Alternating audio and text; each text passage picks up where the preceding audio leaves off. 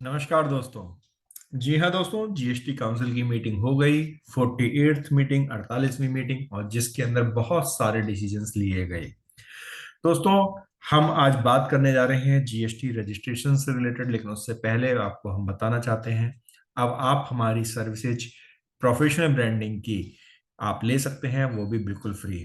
अब आप due dates और टैक्स अपडेट्स शेयर कर सकते हैं अपने सोशल मीडिया पर अपने फ्रेंड्स और क्लाइंट्स को अपनी प्रोफेशनल डिटेल्स के साथ। ज़्यादा जानकारी के लिए आप हमें कांटेक्ट कर सकते हैं। जी दोस्तों, साथ ही आप हमारे ब्लॉग सेक्शन में जा करके टैक्स रिलेटेड अपडेट्स देख सकते हैं और आप पढ़ सकते हैं आखिर जीएसटी काउंसिल ने मीटिंग में क्या क्या डिसीजंस लिए। सारी डिटेल्स आपको यहाँ पर मिल जाएगी। चलिए दोस्तों, अब हम बात करते हैं कि भाई जीएसटी के रजिस्ट्रेशन के प्रोसीजर में क्या बड़ा चेंज आ गया है। तो दोस्तों, ये है जीएसटी का अपडेट जो कि 48th जीएसटी काउंसिल मीटिंग के अंदर लिया गया है, डिसीजन लिया गया है। वो है ये है कि pan linked mobile number and email address, यानी कि अभी आपने जब आप जीएसटी का रजिस्ट्रेशन कराते थे तो क्या होता था कि हम जब रजिस्ट्रेशन कराते हैं तो ओटीपी के लिए पैन नंबर और मेल आईडी मांगा करता था।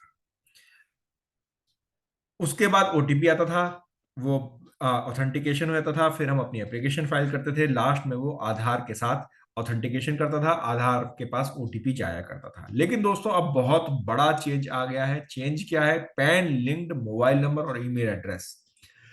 अब जीएसटी डिपार्टमेंट जो ओटीपी भेजेगा उस मोबाइल नंबर और ईमेल एड्रेस पे भेजेगा जो कि पैन से लिंक है। यानी कि पैन से लिंक की डिटेल कैसे मिलेगी? जो सीबीडीटी के डाटाबेस में हो।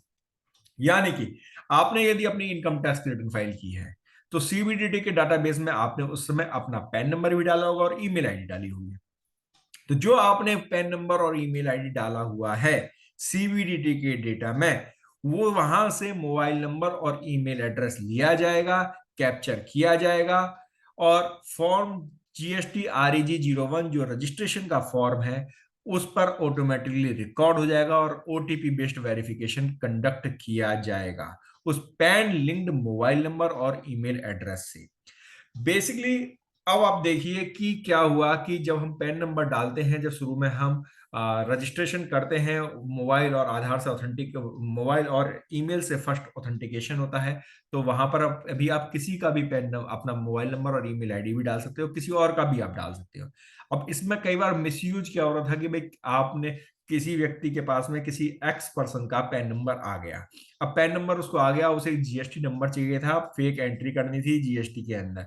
उसने क्या किया? उस पैन नंबर को डाला, अपना मोबाइल नंबर ईमेल आईडी कराया और उसने उठा करके जीएसटी का रजिस्ट्रेशन ले लिया। आधार ऑथेंटिकेशन उसने कहा मैं बाद में देखूंगा, होता रहेगा, बाद की बात होगी। जीएसटी का उसको रजिस्ट्रेशन मिल गया। अब उसने उठाई दे दबादा, उसने अपनी एंट्रियां भी कर ली। एंट्रियों के काम उसने कर लिए, इनवॉइसिंग का काम कर लिया, फेक इनवॉइसिंग कर ली। तो इस प्रकार से मिसयूज रोकने के लिए, पैन नंबर का मिसयूज रोकने के लिए अब इन्होंने एक नई फैसिलिटी चालू की है। यानी कि अब ये फैसिलिटी जल्द ही चालू होने वाली है। जीएसटी काउंसिल में डिसीजन ले लिया गया है कि भैया हम सीबीडीटी के डेटाबेस से ये पैन का मोबाइल नंबर और ईमेल आईडी कैप्चर करेंगे। अब यहाँ पर एक पॉइंट और है जो आपके मन में भी आया होगा, जो मेरे दिमाग में भी आया है। वो ये कि अगर सपोज कोई एक ऐसा व्यक्ति है जिसने आज तक कभी अपनी आईटीआर ही फाइल ना की हो, उस केस में क्या होगा? इस केस में वो अपना ईमेल आईडी और मोबाइल नंबर कैसे लेगा? तो अब इसके ऊपर हमें देखना होगा कि फाइनल वो डिसीजंस या प्रोसीजर वो कैसे देते हैं, कैसे डिफाइन करते हैं। इस केस में जहां पर कि जिसने आईटीआर फाइल नहीं की है वहां पर उसका मोबाइल नंबर ईमेल आईडी क्या हम मैन्युअली डाल सकेंगे या नहीं डाल पाएंगे, क्या उसका सिस्टम होगा, वो अभी हमें चेक करना होगा। वो जब पूरी क्लैरिफिकेशन आएगी, पूरा कोई सर्कुलर आएगा, उसके बाद ही हम आपको इसके बारे में बता पाएंगे। लेकिन अब आप एक चीज देख लीजिए कि जब अभी आप किसी का जीएसटी का रजिस्ट्रेशन कराने जाएं तो ध्यान रखिए कि आप मोबाइल नंबर ईमेल आईडी वही डालें जो कि उसके सीबीडीटी के डाटाबेस में है। यानी कि अब आपको अपने इनकम टैक्स के डेटाबेस में भी अपना मोबाइल नंबर ईमेल आईडी बिल्कुल एक्यूरेट कर लेना है, गलत नहीं करना है। अगर किसी कंसल्टेंट का, किसी सीए का अगर डेटा है, कोई मोबाइल नंबर ईमेल आईडी है, तो आप उसे भी अपडेट करा लें, अदरवाइज आपको और ज्यादा दिक्कत हो सकती है। दोस्तों, आपको ये जानकारी कैसी लगी हमें कमेंट बॉक्स में कमेंट जरूर कीजिएगा। और हाँ, जीएसटी काउंसिल के बहुत सारे नए अपडेट्स आए हैं जिसके लिए आप हमारे ब्लॉग सेक्शन में जा सकते हैं और हमारी वीडियो देख सकते हैं जहां पर आपको मिलेंगे नई नई जानकारी। धन्यवाद।